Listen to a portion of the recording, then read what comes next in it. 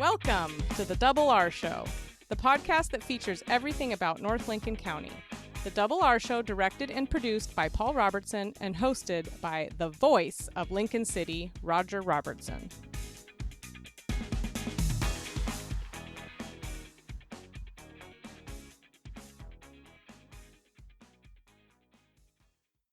This may be the single most beautiful place in the entire world. It's the Siletz Bay, and Paul, this is spectacular. Yeah, we've got on a great day here. It's beginning of August here in Lincoln City, and we're just looking out at the sparkling water and the bay and Moe's and the whole bit. Four brothers out there. It's great.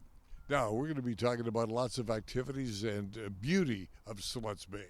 Yeah, we've got not only is it a space for wildlife and, you can go crabbing and all the like, but it's a space for music, art, sandcastles, and homes, as we're going to find out. So stay tuned and catch the whole podcast here right after these messages. If you're looking for great early garden fresh produce, it's Kenny's IGA in the Bay Area of Lincoln City. 4 generations of Morgans caring for your every grocery need. All of your favorite beverages, a full deli, meat, produce, and of course, groceries.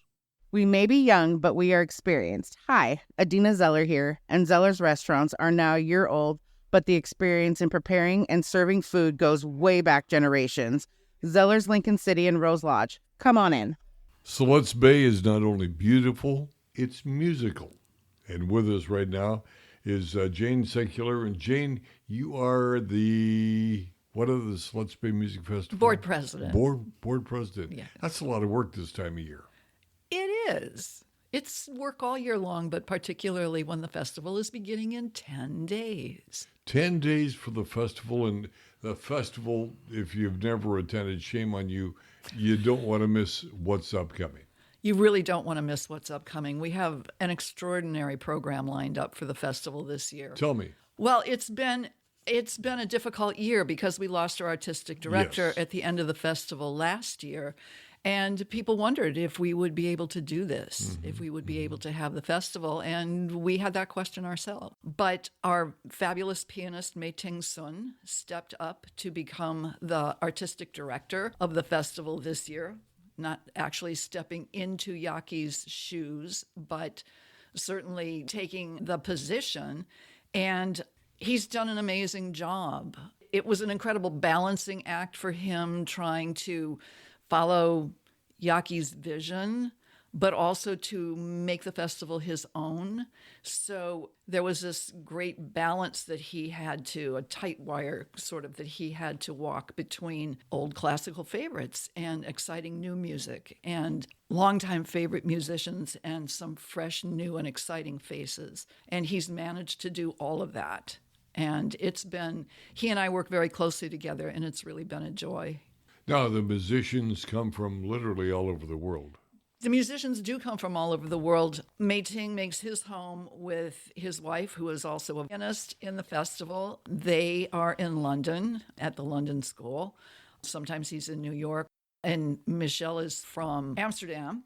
Michelle Bushkova, a young violin pianist prodigy, is Russian, but she's in Cincinnati now. We have a new musician coming to join us. She's Australian, by way of London. So it really is a good mix. And then from all over the coast here and all over the country. It is amazing to me what comes to Lincoln City for this festival. It really and is. Who comes? Who comes? Yes, but here's the thing. If we can get them once, They come back again. They and always again. want to come back because Your new director is proof of that. Absolutely. He's been here for every single episode of the Siletz Bay Music Festival since 2012, and that was the first one. But other musicians come here and they fall in love with the place. I certainly hope he's going to be performing again. He is absolutely going to be performing in an extraordinary program on the opening night. He has transposed, I think that's the word, a Sibelius symphony for 2 pianos. So there will be 2 pianos on the stage at the Lincoln City Cultural Center, and he and his wife, Michelle, will be playing on 2 pianos with 4 hands, what normally 55 orchestra musicians play. And it is a North American premiere. He premiered it in Europe a month ago. It's very exciting. Very exciting.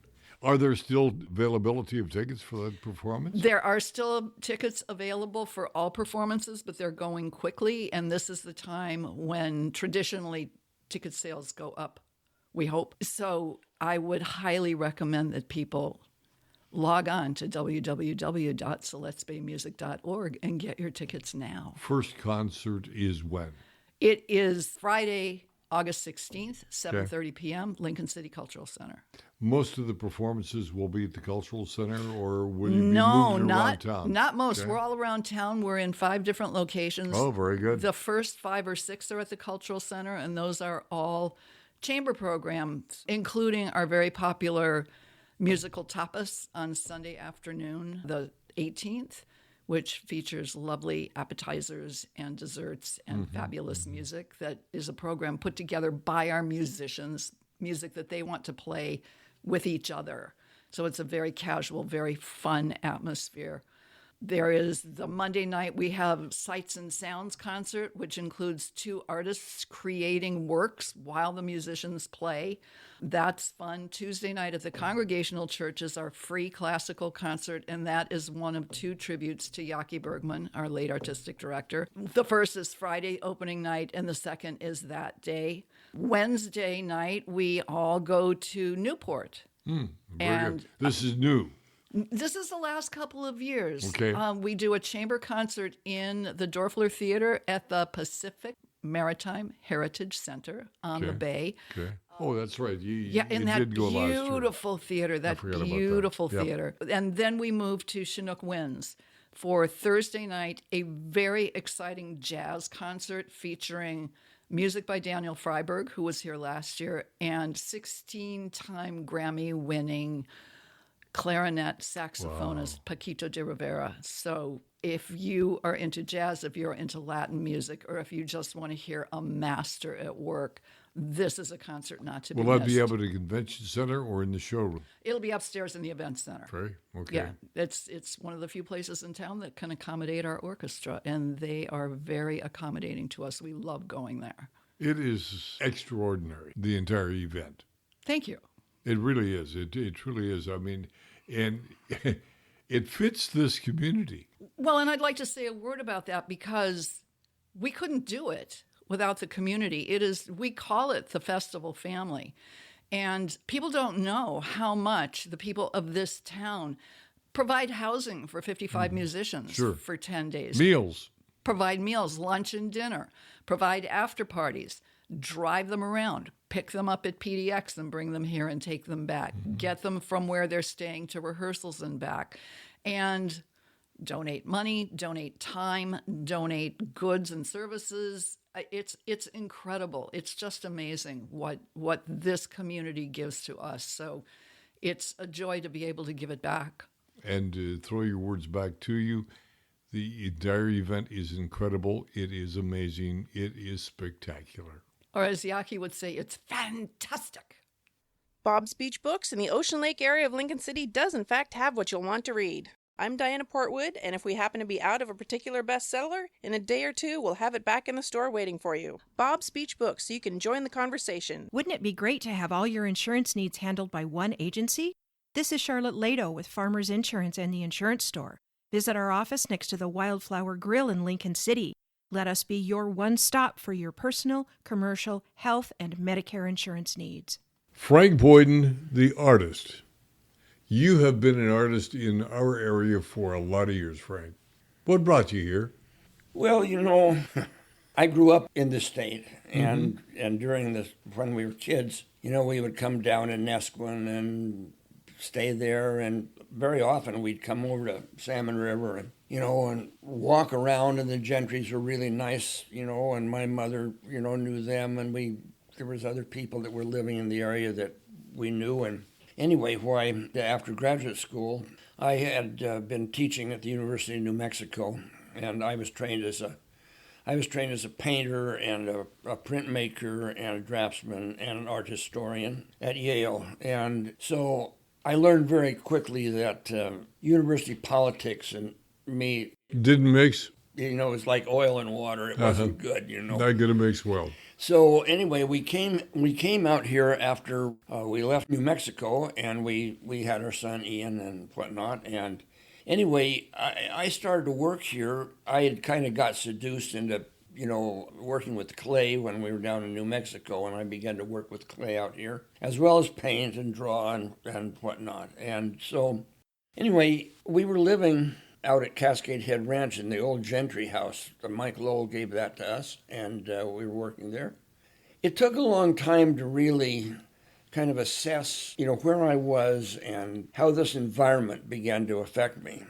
If you're, creatively, yeah. Okay. How do you use it? And I guess what happened was that I just sort of became a kind of a backdoor artist. I, kind of everywhere I looked, there was something, worth exploring and worth, trying to incorporate into, my sensibilities about making things. You talked at the very beginning of various mediums. Was there a favorite, and is there still a favorite? I ended up, working with clay, primarily. Mm-hmm. And that pursuit really, took me all over the world.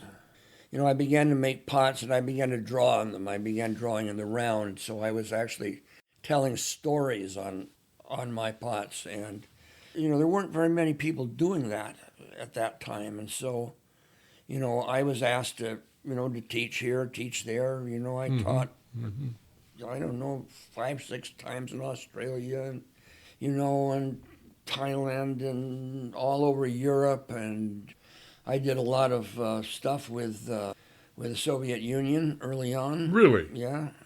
And I was the editor of a ceramic publication. And I ended up in Russia for, this was in the 80s, and was able to contact a number of Russian potters, and I got their work out of Russia. And we published articles on all these people and broke open that whole scene. There's just been all sorts of lovely, lovely things that have happened to me because of what I've done. Is there a favorite piece that you perfected, created, that Frank Boyden would like to have back? Yeah. Yes, I think there's a few. Okay. And like, for instance, I just got a piece back from a friend who I gave this beautiful painting I'd done in New Haven to as a wedding present. This old friend, and he ended up in New Mexico, and he's really, really old, and he called one day and said he'd like to give this back to me. And so I've got it at the house. What I'm going to do with it, I don't know, but I think it'll end up at the Portland Art Museum. They have a huge archive of my work there. I think they own, 450 pieces of mine. But there's archives in a lot of museums all over the country, all over the world. If I was to buy a piece of Frank Boyden's art, where would I go? You could go down here. You could go down to the Rowboat Gallery. Okay. And I have work up in Astoria, up at Imogen Gallery. I've got work in galleries in Ohio and in Michigan and on the East Coast and a few places. I would have to think this area really encourages and helps you in your art. Just the beauty of it. It does. Yeah. It's how lucky can we be to live in a place that's just so magical? And one of the reasons it's so magical is because it's been taken care of. And like what we were just talking about with Chesra, the Cascade Head Scenic Research Area, that is really a piece of work, a piece of artwork in itself. And I should have said that in the interview about that. But all of these people that have made this thing work, they're all part of a major collaborative system that is essentially in love with a place that can never be replicated. Another artist in love with the area. We'll take a break and more in a moment. We at La Roca are proud of our food, but don't take our word for it. Read the reviews. One person wrote, "The service was friendly and efficient." Another writes, La Roca has become one of our favorites because it's authentic Mexican food. Harcourts, Home Oregon Coast. Taj Richardson is with us. And what is the combination of the two?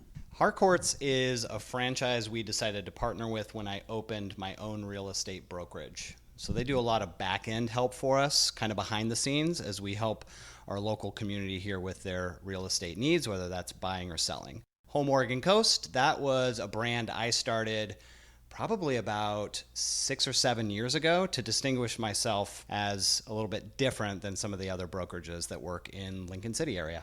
Now, your main theme, though, in activities are here in the Bay Area of Lincoln City, correct?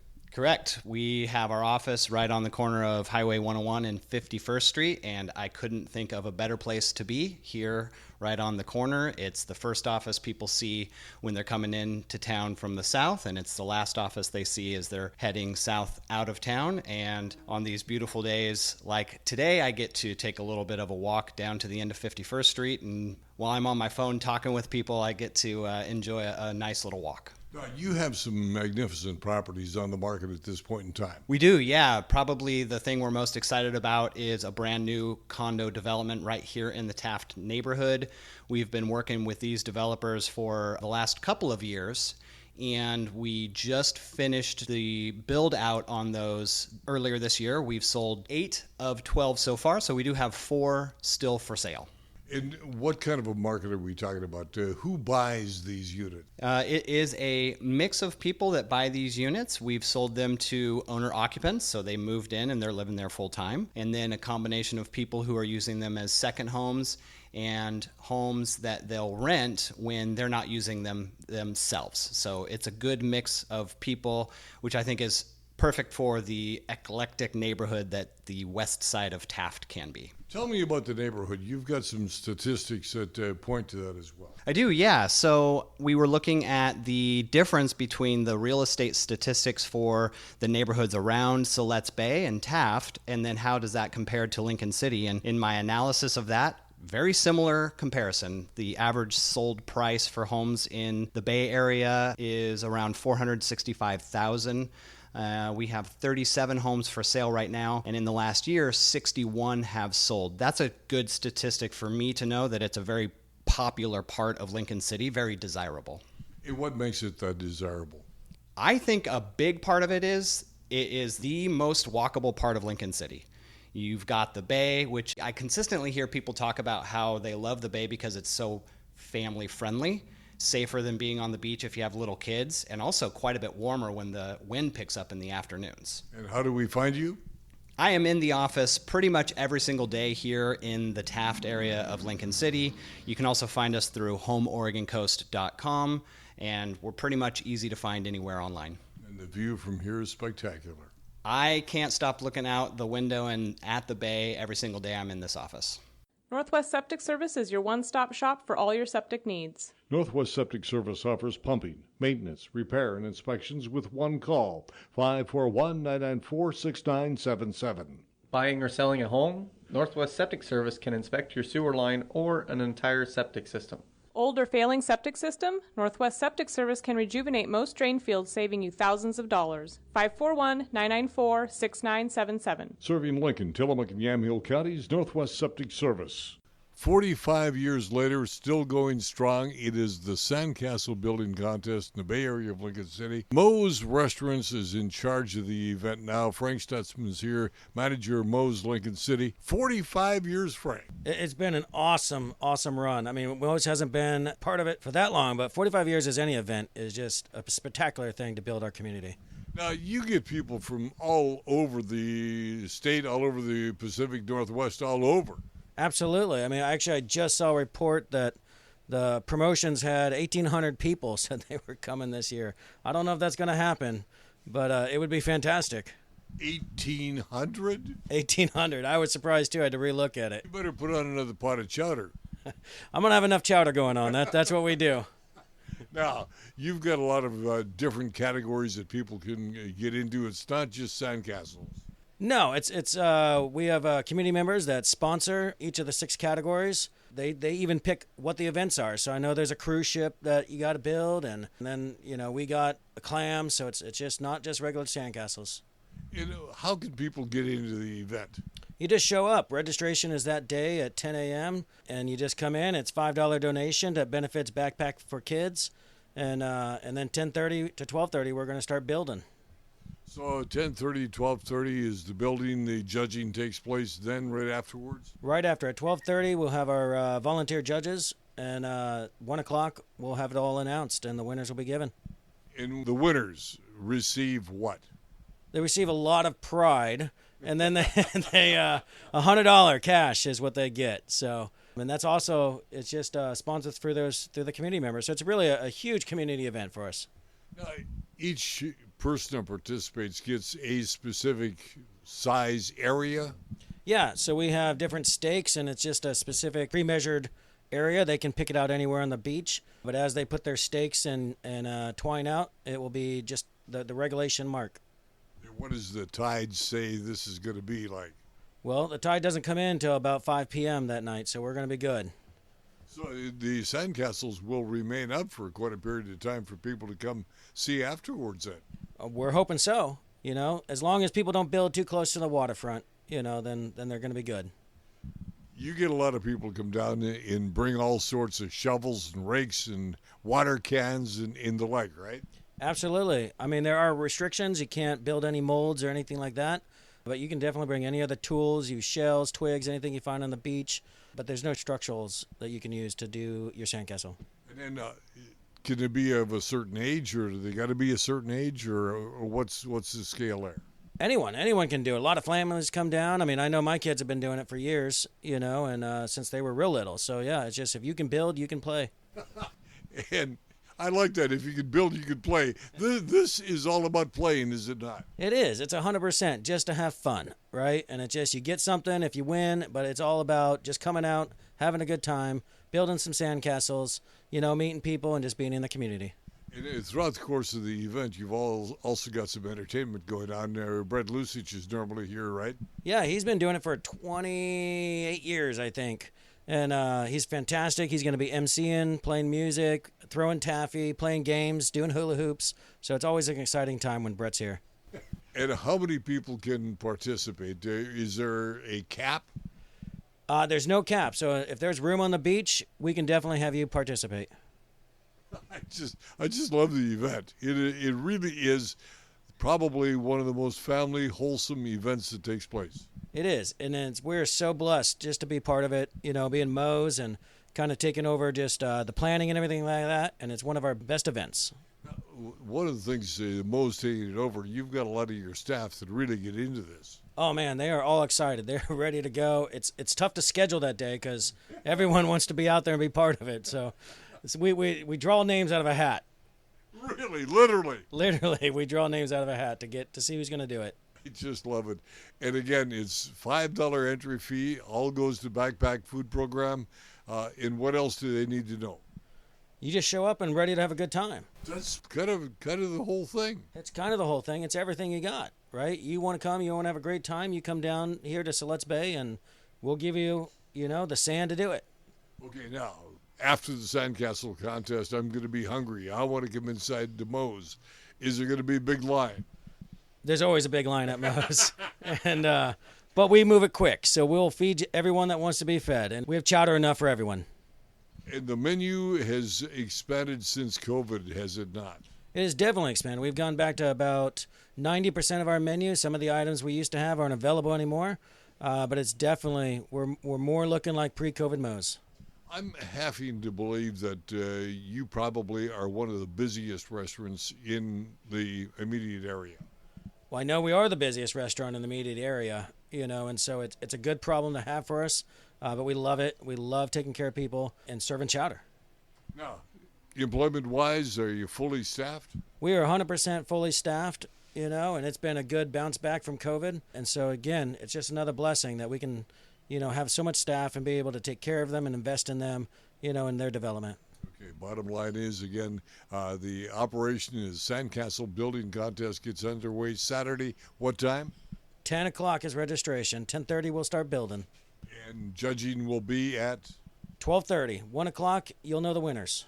Okay, and the winners receive a variety of prizes. We got Mo's Best Climb Creation, Kenny's IGA Theme Pirate Ship, Prehistoric is Dinosaur, Ace Hardware Best Fantasy Animal, Looking Glass Inn, an Octopus, and Always Traveling, a cruise ship. It's fun. It is going to be a horrific blast. Get ready for a night of non-stop fun. Here she comes now, say morning. With Tommy James and the Shondells.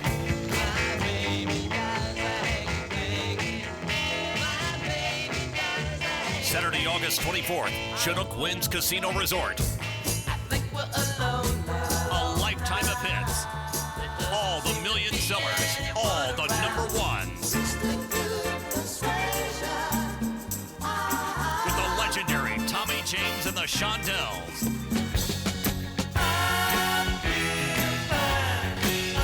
Reserve seats on sale now at ChinookWinds.com, Chinook Winds box office, or by phone at 1-888-MAIN-ACT. There's more at TommyJames.com. Saturday, August 24th, Chinook Winds Casino Resort. Don't miss Tommy James and the Shondells live. Chinook Winds, where concerts are better at the beach.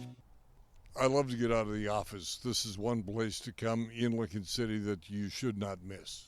Yeah, I think this is at least my most favorite closing episode here that we're doing so far on the Double R Show. So yeah, standing out here at Siletz Bay, looking at the four brothers in the water and people out there flying kites, it's just fabulous. One of the things, meetings upcoming, the Public Arts Commission is going to be meeting on Wednesday, August the 14th, and public art at the end of the 51st Street is what it's all about as well. Yeah, in fact, I was hoping that we might do a drawing associated with that public art piece. If people want to enter our drawing for this week, okay, it would be to name the artist of the salmon art down there on 51st Street. And how do we enter? Yeah, just send an email to roger@doublershow.com with your answer of the artist's name for the salmon sculpture that's been down at the end of 51st Street for decades. So. Now let's see if somebody beats the mayor. Okay, yes. Some of the other activities, meetings upcoming, we've got the Planning Commission August 20th, Parks and Rec Board on the 21st, Sustainability Committee August 22, and City Council upcoming on August 26th. Become an ambassador. It is difficult not to be an ambassador when you see what we're seeing right now. Well, this podcast, I guess, is an ambassadorship too as well, right? So we are, and if you want to join the Lincoln City Chamber of Commerce, just email the director at lcchamber.com. Become an ambassador and find out and talk about and brag about everything that we've got.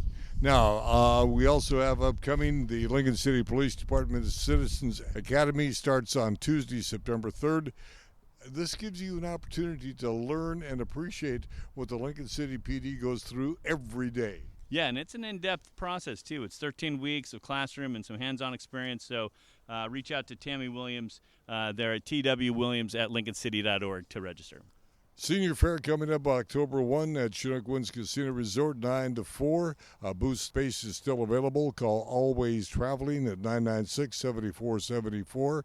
We got a couple of cruises as well, Paul, that we're doing July of 2025. Going to get on board a Holland America ship in Rotterdam, go to Norway, Iceland, and Scotland, and then get off the ship and go to Ireland. Ah, yes. And Dr. Estelle Harlan is going to also be leading a cruise, a 4-day Holland America cruise, and this is a fundraising activity for the Lincoln City Chamber of Commerce. All veterans are invited to a soup and sandwich luncheon. This is sponsored by the Elks Lodge here in Lincoln City. It is free. It is a wonderful event. You know, I'm going to just sit back now and say that time to say adieu, because I want to just sit here and appreciate everything that people drive thousands of miles to see, and we have it at our back door. It's Siletz Bay, notably one of the prettiest places in the world. With Paul and Jana at Siletz Bay, I'm Double R. Have a happy day.